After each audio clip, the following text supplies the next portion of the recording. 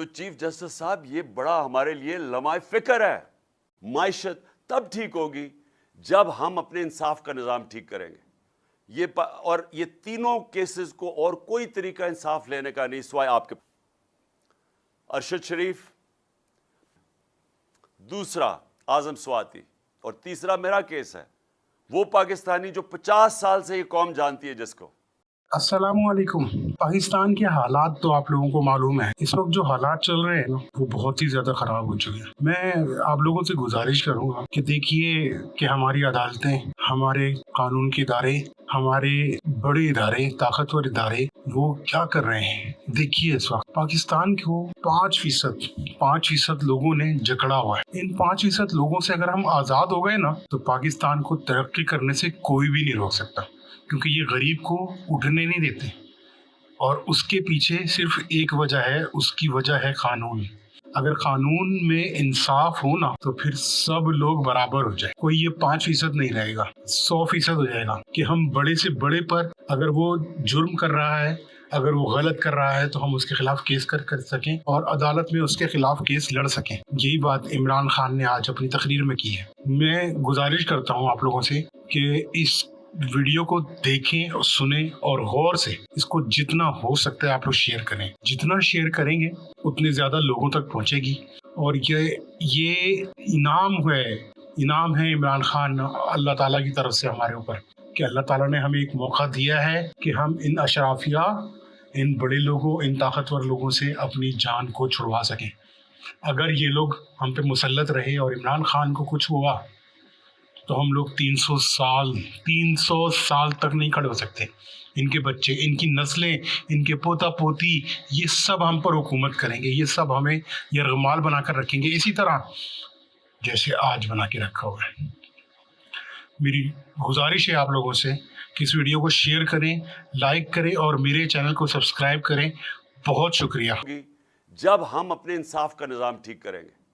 اب میں آج پھر، اور میں ہر روز اپیل کرتا ہوں اپنے respectful honourable chief justice Pakistan کہ 3 آپ کے پاس کیسز ہیں. یہ تینوں لینڈ مارک کیسز ہیں. اور یہ تینوں کیسز کو اور کوئی طریقہ انصاف لینے کا نہیں سوائے آپ کے پاس آنے کا. ارشد شریف پاکستان کا نمبر 1 انویسٹیگیٹو جرنلسٹ، ایک محب وطن پاکستانی، ایک ایسا صحافی جس کے ضمیر کی کوئی قیمت نہیں تھی. دھمکیاں دی گئیں، ڈرایا گیا، FIRs کاٹی گئی، ملک سے باہر بھگایا گیا اور پھر قتل کیا گیا، شہید کیا گیا. چیف جسٹس صاحب، اس کے لیے آپ کے سامنے ہمارے سارے ممبرز پارلیمنٹ، سینیٹرز، انہوں نے آپ کے سامنے پٹیشن رکھی ہے. دوسرا اعظم سواتی، یہ بھی ایک لینڈ مارک کیس ہے کہ ملک کے سینیٹر کو ایک ٹویٹ کے اوپر جس میں وہ تنقید کرتا ہے، جو ساری دنیا میں جس کی اجازت ہے، اس تنقید کے اوپر اس کے پوتے اور پوتیوں کے سامنے اندر گھس کے گھر کے اس کو صبح کے 3 بجے ان کے سامنے مارا جاتا ہے اور پھر اس کو حوالے کیا جاتا ہے. اس کا جو اعظم سواتی نے نام لیا، جو 2 نام لیے فہیم اور فیصل، ان کے آدمیوں کو جو ننگا کر کے اس کو تشدد کرتے ہیں. کدھر سے انصاف ملے گا؟ اس لیے آپ کے پاس آئے ہیں چیف جسٹس صاحب. اور تیسرا میرا کیس ہے. ملک کا ایکس پرائم منسٹر، سب سے بڑی پولیٹیکل پارٹی کا ہیڈ، وہ پاکستانی جو 50 سال سے یہ قوم جانتی ہے جس کو، اس کے اوپر قاطعانہ حملہ ہوتا ہے. پہلے سے بھی میں کہہ دیتا ہوں، مجھے پتا ہوتا ہے. میں اس کے اوپر 2 تقریروں میں آج سے 1.5-2 مہینے پہلے بتاتا بھی ہوں کہ یہ انہوں نے کرنا ہے، کہ دینی انتہا پسند نے غصے میں آ کے اس کو قتل کر دیا. یہ پوری سازش بنی ہوئی تھی. میں 3 نام لیتا ہوں، لیکن پولیس، پنجاب پولیس ہمارے نیچے کہ میری FIR رجسٹر نہیں کرتی. فرسٹ انفارمیشن رپورٹ FIR یہ ایک شہری کا بنیادی حق ہے. میں عام شہری کی بات کر رہا ہوں، لیکن وہ آدمی جو ایکس پرائم منسٹر ہے، اگر اس کو وہ حق نہیں دیا جا رہا تو چیف جسٹس صاحب یہ بڑا ہمارے لیے لمحہ فکر ہے. یہ ایکچولی رول آف لا، نا انصاف نہ ہونے کا ایک آپ کے سامنے اس سے بڑا کیا مثال ہو سکتی ہے کہ میرا یہ بنیادی حق تھا کہ میں 3 لوگ جو میں سمجھتا ہوں اس میں ملوث تھے ان کے اوپر نام لکھوں، انویسٹیگیشن ہوگی، ہو سکتا ہے یہ بے قصور نکلائیں، میں غلط ہوں، لیکن ہے تو میرا حق۔ تو ہماری حکومت ہوتے ہوئے پولیس نے کہا جی ہم نہیں کر سکتے کیونکہ وہ بہت طاقتور لوگ ہیں۔ پولیس ہمیں کیا کہتی ہے؟ پولیس وہ کہتے جی اگر کسی سے مجھے اس عہدے سے اٹھا دے، کسی اور کو بٹھا کے یہ کروائیں، میں نہیں کر سکتا۔ وہ بہت طاقتور لوگ ہیں۔ تو یہی تو میں کہہ رہا ہوں کہ طاقتور کے لیے ایک قانون، کمزور کے لیے دوسرا۔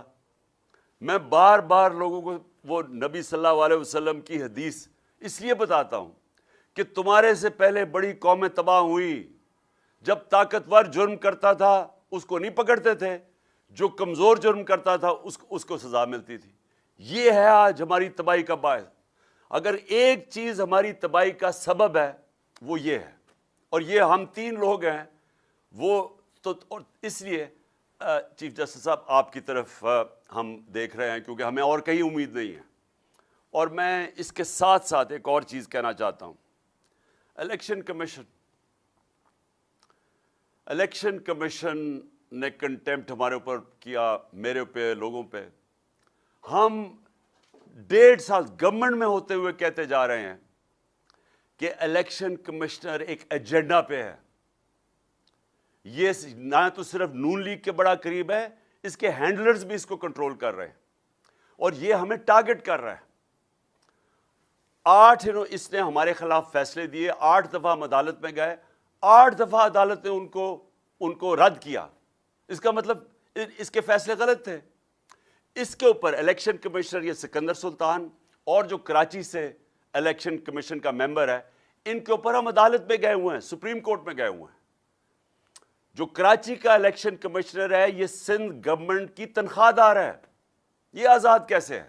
اس کے اوپر ہم میرے خیال میں سپریم جوڈیشل کاؤنسل میں گئے ہوئے ہیں۔